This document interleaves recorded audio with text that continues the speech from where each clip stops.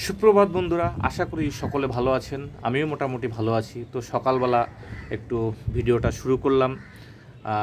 যেহেতু আমি সকালবেলা ঘুম থেকে উঠেই আমার কিছু কাজ থাকে, সেগুলো হলো একটু একটু ঘরের মধ্যে বসে একটু শরীরচর্চার চেষ্টা করি, যতটুকু পারি ততটুকু করি। তারপরে সেটা করার পরে বিছনা থেকে নামার পরে কিছুক্ষণ একটু রেস্ট নেই। রেস্ট নেওয়ার পরে একটু আমার এটা প্রতিদিনের রুটিন। এক টুকরো মানে একটা কোয়া কাঁচা রসুন সেটা চিবিয়ে জল দিয়ে খালি পেটে খাই। খাওয়ার পরে তারপরে একটু ছাদের উপরে আসি। ছাদের উপরে এসে পায়রাগুলোকে একটু ছেড়ে দেই, ছেড়ে দিয়ে ওদের একটু সকালবেলা একটু টিফিনের মতো খাবার খাওয়াই। না হলে ওরা সারাদিন যে ওদের বাচ্চা কোচ্চাগুলো যেগুলো আছে সেগুলো ওদের বাঁচাতে অসুবিধা হয়। তো তারপরে নিচে গিয়ে স্নান টান করে তারপরে ছেলেকে নিয়ে স্কুলে বেরোবার থাকলে তাড়াতাড়ি বেরিয়ে যাই। তো আজকে যেটা হলো সেটা হলো আমিও ঠিক সেরকমই। তো আমি এখন সেই সব কাজকর্ম সেরে স্নান করে এবার ছেলেকে স্কুলে নিয়ে যাব। তার আগে একটু ছাদে আসলাম, কেন যেহেতু আপনাদের সঙ্গে মাঝে মাঝে একটু ভিডিওতে আমার যে কর্মকাণ্ডগুলো সেগুলো একটু দেখাবার চেষ্টা করি, তার জন্য একটু সকালবেলা আসলাম ছাদের উপরে। আর আজকে ওয়েদারটা ভীষণ মেঘলা, হয়তো এক্ষুনি বৃষ্টি নেমে যাবে, ছেলেকে স্কুলে দিতে যেতে হবে। তো যাওয়ার পথে মনে হচ্ছে আমাকে ভিজতে হবে, তবুও রেনকোট আছে, রেনকোট নিয়ে যাব। ছেলে পিছনে ছাতা নিয়ে বসলেও ও যাতে না ভেজে সেটা আমি ঠিক করে নিয়ে যাই। তো দেখি ছেলে রেডি হচ্ছে, এক্ষুনি আর কি স্কুলে বেরোবো। তার আগে আমাদের আশপাশের যে পরিবেশটা, কারণ আকাশটা মেঘলা, সেটা একটু দেখাবার চেষ্টা করছি। তো আকাশটা মেঘলা, দূরে একটা প্লেন যাচ্ছে দেখুন, খুব সুন্দর লাগছে। পুরো মেঘ আকাশে ভর্তি, কোথাও কোনো সূর্যমামার দেখা নাই। প্লেনটা যাচ্ছে, এখানে আমার যে গাছগুলো আছে সেগুলো একটু বৃষ্টির জলে মোটামুটি একটু চেহারাটা একটু ভালো নিয়েছে। গাছ এখন আর বেশি নেই, গাছগুলো সব মানে আগের যে সব গাছ ছিল সেগুলো এখন আর নেই। তো একটা পুঁই গাছ লাগিয়েছে মা, সেটা আবার হচ্ছে। এপাশে ড্রাগনের গাছগুলো মোটামুটি হয়েছে। এবার কতদূর কি এর ফল কি হবে সেটা জানি না, কিন্তু যাই হোক একটু চেষ্টা করছি বানাবার। আর এটা আমার আশপাশের পরিবেশ। এদের বাড়িটাও মোটামুটি আমাদের ছাদের লেভেল হয়ে গেছে। এক্ষুনি মনে হয় বৃষ্টি হবে, আমি কিভাবে যাব সেটাই ছেলেটাকে আর কি বলছি আর কি, যে একটু তাড়াতাড়ি কর, যে স্কুলটায় যাতে তাড়াতাড়ি ওকে ঢুকিয়ে দিয়ে তারপর আমি ভিজি, সেটা হলো আলাদা ব্যাপার। আর এটা হলো আমার ঘরের সামনে পুরো সবুজ আছে, সবুজ। এটা হলো দক্ষিণ দিকটা, আর এটা হলো আমার মামার বাড়ি। আর এদিকটা হলো আমাদের পশ্চিম দিকে সব দিকে মেঘ আর কি। এত মেঘ করেছে যে এখন মানে রেনকোট ছাড়া আমাকে বেরোতেই পারবো না। তো যাই দেখি নিচের দিকে ছেলেটা কী করছে, একটু দেখি। হাওয়াও দিয়েছে প্রচণ্ড। তো আমার বাড়িতে যে প্রভু রাম ভক্ত হনুমানের যে ধ্বজাটা রয়েছে সেটাও খুব সুন্দর উঠছে দেখুন। তো যেহেতু উত্তর দিক দিয়ে এখন হাওয়াটা বইছে, দক্ষিণ দিকে আমার ধ্বজাটা উঠছে। এদিকে আর একটা ধ্বজা দেখাচ্ছি, এটা হলো আমার বন্ধুর বাড়ি, সুরজিৎ বণিক। ওর বাড়িতে ও একজন বিশাল বড় আর্টিস্ট। তো ওর মানে মানে কি বলবো, আমরা হয়তো যেহেতু ওই বলে না বাড়ির কাছে কোনো ভালো লোক থাকলে সে তার যে সম্মানটা আর কি সেটা হয়তো আমরা দিতে পারি না, কিন্তু ওর বিশাল সম্মান, বিশাল। ওর নাম হলো সুরজিৎ বণিক, ডাকনাম বাপি। তো আমার ছোটোবেলার বন্ধু। তো ওর বাড়িতে আমরা তুই তুকারি করেই কথা বলি, কিন্তু ওর বাড়িতে যেসব লোকজন আসে, যেসব লোকের সঙ্গেও মেলামেশা করে, তো আমাদের সঙ্গেও যে মেলামেশা করে চলে, সেটাই হলো মানে আমাদের একটা মানে মানে কি বলবো, একটা উপরের পাওনা আর কি, যে বন্ধু হিসাবে আমাদেরকে সেইভাবে ও ভালোবাসে, আমাদের সঙ্গে মেশে আর কি। খুব বিশাল বিশাল একটা মানে বড় লেভেলের জায়গায়ও আছে আর কি। বাপির কথা যেহেতু উচ্চারণ করলাম আমার মুখ থেকে, তো ওর একটা কথা বলতে পারছি না, বলে পারছি না। সেটা হলো দেখবেন সম্ভবত 16-17 সালে, যেটা রাষ্ট্রপতি ভবনের বল্লভভাই প্যাটেলের যে মূর্তিটা, যে নরেন্দ্র মোদীজি যেটা উদ্বোধন করেছে, সেটা আমাদের পাড়ায় তৈরি হয়েছিল আর ওই বানিয়েছে। সেগুলো যদি দেখতে চান তাহলে ওর ছবিসহ আমার ফেসবুকে আছে, আপনারা গিয়ে খুঁজুন, দেখবেন, পেয়ে যাবেন। তো ও এই ধরনের আর্টিস্ট, ওর মানে বিশাল একটা বড় ধরনের আর্টিস্ট। তারপরে যদি আপনারা কখনো সুন্দরবনে যান, সুন্দরবনের সুদর্ণখালিতে যাবেন যখন, যেখান থেকে আপনারা জঙ্গলের যে মানে পারমিশন নিতে হয় জঙ্গলে ঢোকার, তো সেখানে সেই অফিসের মধ্যে যত মডেল, যাবতীয় যা কিছু সব ওর করা।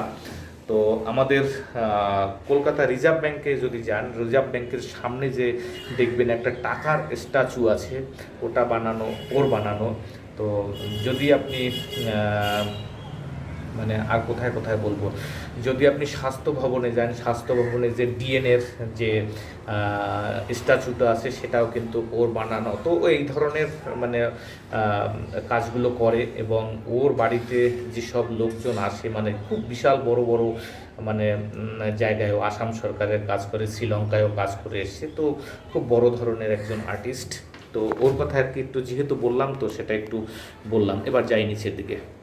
ছেলেকে স্কুলে দিয়ে চলে আসলাম বন্ধুরা, কিন্তু আজকে আর ছেলের স্কুলটা দেখাতে পারলাম না, তার কারণ ওদিকটা একটু বৃষ্টি বৃষ্টি হবে বলে, তার জন্য আমি একটু তাড়াতাড়ি চলে আসছি বাইপাসের মুখে, একদম আমাদের ভৌমিক মার্বেল কালিকাপুরের। তো আজকে দেখি আপনাদের একটু নতুন কোনো জিনিস দেখাতে পারি নাকি, তো চেষ্টা করব আজকে। দেখি মেট্রো রেলটা উপর দিয়ে যখন যাবে সেটাকে একটু ভিডিও করে দেখাবার আপনাদের চেষ্টা করব, তো সেটা একটু দেখাবো। আমি এখন আছি সার্ভিস রোডে, তো সার্ভিস রোডের উপর আমার পাশেই হলো বাইপাস।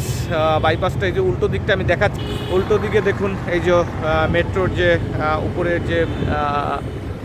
যে ট্রাকটা, সেটা ওখানে রয়েছে, আর এই বাইপাস থেকে যে গাড়িগুলো যাচ্ছে।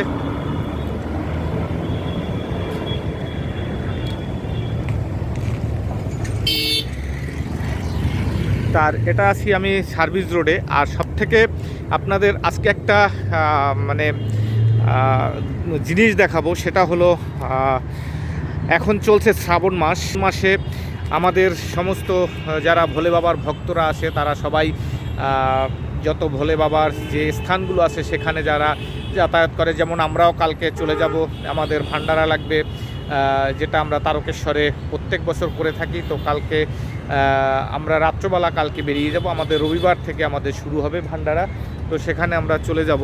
তো তার আগে আপনাকে এখানে একটা জিনিস দেখাবো, বাবা ভোলেনাথের যে মূর্তি আছে দেখুন এখানে, বা সেই এখানে দেখুন বড় ভোলে বাবার মূর্তি দেখাচ্ছি, দেখুন ভোলে বাবার, জয় বাবা ভোলেনাথ।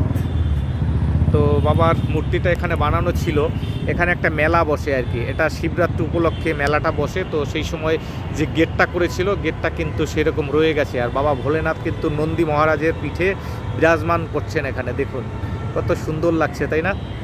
জয় বাবা ভোলানাথ। তো হলো ভোলে বাবার একটু ছবিটা দেখাবার চেষ্টা করলাম। এই দিকটা হলো মুকুন্দপুর, আর মুকুন্দপুরের যে ঢুকতেই যে গেটের মুখেই একদম বাইপাসের সামনে যে বিল্ডিংটা, সেটাই যেটা দেখা যাচ্ছে অভিদীপ্তা, সব বড় বিল্ডিং। আর এটা হলো সার্ভিস রোড, দেখুন কত জোরে জোরে বাইকগুলো চলছে, যেহেতু এটা সার্ভিস রোড থেকে এইভাবেই চলে। আর এটা হলো মেট্রো রেল যে চলে, যে ট্র্যাকটা, সেটাই। আর এটা হলো একদম ভৌমিক মার্বেলের সামনে যে বাস স্ট্যান্ডটা, সেটাই সেই বাস স্ট্যান্ডের ঠিক আমি পাশেই দাঁড়িয়ে আছি। আর ঠিক বাস স্ট্যান্ডের পিছনেই হলো ভোলে বাবার মূর্তি, দেখুন জয় ভোলেনাথ, হর হর মহাদেব।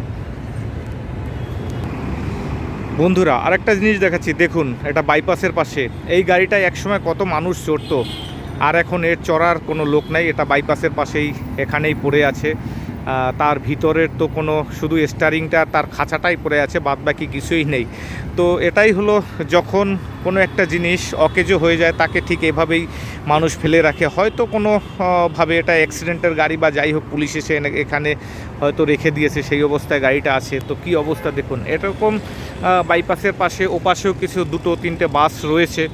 তো মানে তো এই যে ভাঙা গাড়িটা দেখালাম, এই গাড়িটার মধ্যে কিন্তু মানুষের সঙ্গে একটা বিশাল উদাহরণ চলে। যখন মানুষ বয়স্ক হয়ে যায়, অকেজো হয়ে যায়, যখন মানুষ কাজে কর্ম যেতে পারে না, কাজকর্ম করতে পারে না, তাদেরও কিন্তু ঠিক এইরকমই তাদের অবহেলা করা হয়, তাদেরকে ফেলে রাখা হয়। সত্যি সেটা এই গাড়িটা দেখেই বোঝা যায় যে আজকে গাড়িটায় যখন মানুষ চলাফেরা করত তখন তাদের কত যত্ন ছিল, কত ভালোভাবে তাকে রাখতো। আর এখন তাকে মানে গ্যারেজ তো দূরের কথা, তাকে বাইপাসের পাশে ফেলে রেখেছে, যাতে মানে এখন কেউ তাকে দেখারও কেউ লোকজন নেই আর কি। তো এটাই হলো, দেখি উপর দিয়ে মনে হচ্ছে মেট্রো রেল যাচ্ছে না, এখনও আসেনি, তার কারণ প্রায় 15 মিনিট করে টাইম লাগে। আর এটা আমি আছি এখন সার্ভিস রোডে। সার্ভিস রোড থেকে অনেক গাড়ি চলছে, বাইক চলছে, বয়স্ক লোক যারা এখান দিয়ে হেঁটে একটু বেড়ায় তারাও এখানে একটু হাঁটাচলা করছে। আর এটা হলো কালিকাপুর ভৌমিক মার্বেলের সামনাটায় ঠিক আমি আছি এখন। তো একটু চেষ্টা করছি যে মেট্রো রেলটা দেখাতে পারি নাকি, তার জন্যই এখানে একটু দাঁড়িয়ে আছি আর কি। এখানেও দেখুন একটা ট্যাক্সি, নো রিফিউজাল যে ট্যাক্সিগুলো এখানেও দাঁড়িয়ে আছে, এর খাঁচাটা শুধু এখানে পড়ে আছে। কি অবস্থা, যাতে একসময় কত মানুষ চড়তো, আর আজকে সে জঙ্গল হয়ে গেছে, তার উপরে এখন জঙ্গল চড়ছে। তো এটাই হলো এই মানে এই ট্যাক্সিটার ভাগ্য আর কি। দেখুন